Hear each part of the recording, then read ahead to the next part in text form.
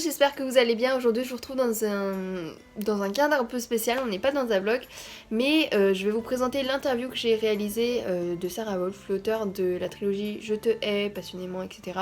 Et les leçons d'amour d'Alice Wells. Et le truc c'est que pendant la vidéo je n'ai pas du tout introduit cette vidéo, j'ai juste dit merci d'être là, on va commencer l'interview machin. Donc c'est ce que je fais, j'ai eu l'occasion d'interviewer Sara Wolf lors du week-end du salon du livre et de la presse jeunesse de Montreuil. Donc vous avez eu le vlog juste la semaine dernière. Et du coup, voilà quoi, c'était ma première interview, je sais pas si on va le voir mais moi j'étais trop stressée. Et après coup elle m'a dit qu'elle aussi, parce que c'était sa première interview de toute sa vie en fait. Et bah moi pareil, j'avais jamais interviewé quelqu'un, donc on était toutes les deux stressées, moi je tremblais, bref. J'espère que ça va pas trop se voir, que je fais un peu naturel. Du coup, moi je vous laisse avec la suite et bah, j'espère que ça va vous plaire et que vous en saurez un peu plus sur elle. Bisous! To talk to you. Thank you for being here. So maybe you can introduce yourself and present your books in a few words. Okay. Hi everybody. I'm Sara Wolf, the author of this lovely book. It's called the Lovely Love Me Never series in English. It was originally called Lovely Vicious. Pocket Jeunesse has made these wonderful books with different titles, very cool titles. And then this is my other book, The Education of Alice Wells, which came out in September. If you haven't read it already, do so because it's really cool. And that's about it. So, what made you want to write? Do you always like to write? Or?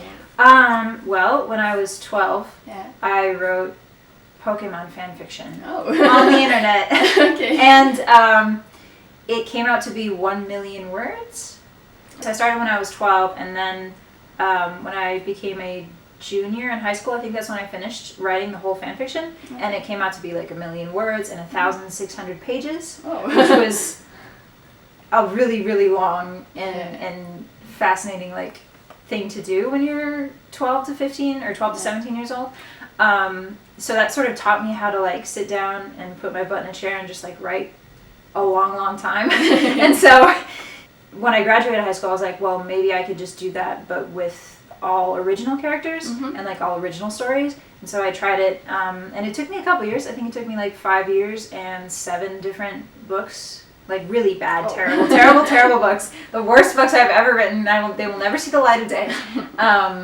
But it took me about 5 books until I started actually figuring out how to write a book. Okay. So is there a book that you're more proud of? That's a very good question. Because all of my books are kind of like my weird little babies. Yeah. They're sort of like, I love them a lot and I also hate them a lot. When you're writing, you like certain parts of it and then you don't like certain parts because you have to work really hard to become better at writing as you're writing. It's kind of difficult. So they're all like my terrible little grub children. I love them differently in different ways, you know? Okay.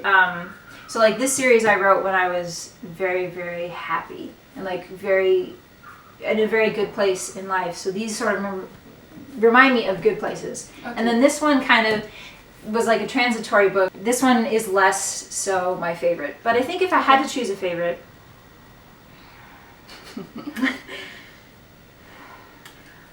this one. Okay. Because I wrote it when I had just moved to San Diego and I had nothing. I was sleeping. I moved from Hawaii to San Diego, and I had nothing. I had a backpack of clothes and I had a mattress on a floor, and I just basically sat here and wrote this book. Okay. And it was like kind of weird, but it became something like I poured all of my soul into because I had really nothing left. And so I was like, you know what, I'm gonna write a book where it's all of me, you know, it's just who I am and I have nothing left to lose, and so I'm just going to write it. Okay. So I think, yeah, that one. Okay.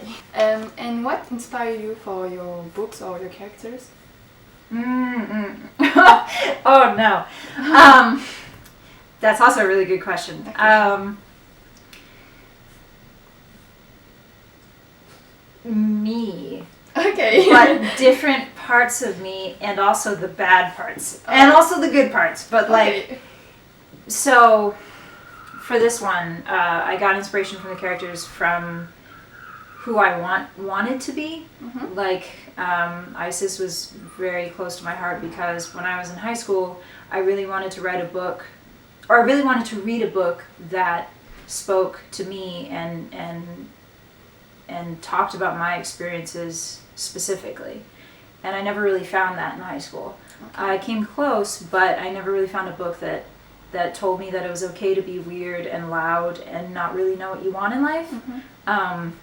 And sometimes inappropriate, because when you're a teenager, you don't really know what's right and wrong, or like what's okay to say and what's not okay to say. So I wanted to write a book that let other girls know while they were growing up that it's okay to be just you and not really know what that means yet. And so for Jack, I kind of wanted to write a character where, where you're in high school and you have that ideal boy stuck in your head and you're like, man, I wish he was real. You read books and you watch movies and you watch, cartoons or anime or whatever you watch, and you sort of make this like perfect love interest in your head, whether it's a girl or a guy, sort of like this perfect outline, and you're like, man, I wish you would just walk through the cafeteria door like in Twilight and be like, hello. But I never really had that in high school either, so I wanted to sort of write a character where girls could be like, that's the guy. I want someone who cares about me very deeply and loves me very deeply, and we have to work together to get there. It's not like instantaneous, like it takes a lot of effort. So I wrote Jack intentionally like a little bit broken and a little bit, just like not quite there yet. And so I wanted them to get there together. And so that's how I sort of came up with him. Okay. I wanted like clashing problems that were also complementary. And do you write something else than romance? Yes, I write fantasy. I really love fantasy. Is my very first love. Okay. Young adult fantasy specifically. Obviously Harry Potter, but there was things like the Wind on Fire series by Jack Nicholson. That's not Jack Nicholson. It's definitely not Jack Nicholson. I don't know who I can't. Maybe it's like Philip Nicholson. I don't remember, but it's called The Wind on Fire. Okay. And it's an extremely good fantasy series.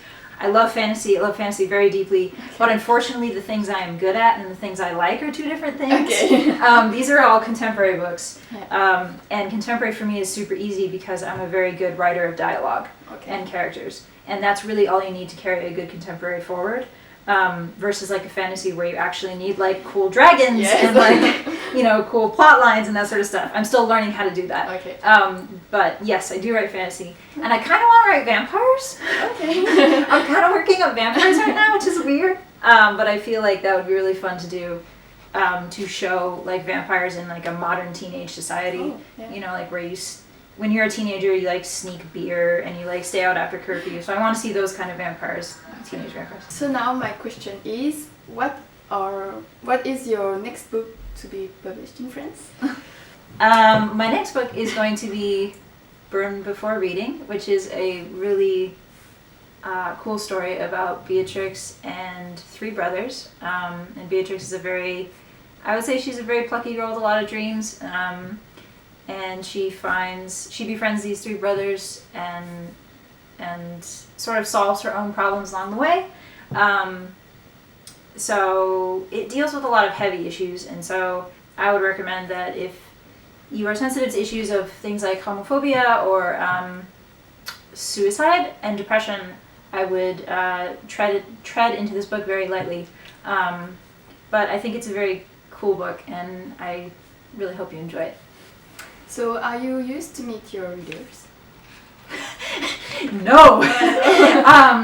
My very first book signing, I had maybe 3 people come. Oh! Yeah, that was about 5 years ago, I want to say. Okay. So it's like, it's gotten slowly, like more and more people have come. So like I went from 3 to like 5 to 7, and now we're sort of getting into like 10. When I go to a bookstore to sign my books, it's 10 people, which is amazing because that's like 4 times, I can't do any math, I'm sorry. It's a lot more than I started with. Yeah. So even meeting one more person, is incredible for me, because I never thought in a million years that I would be able to meet people who read and enjoy my books. And I think that's the most incredible thing.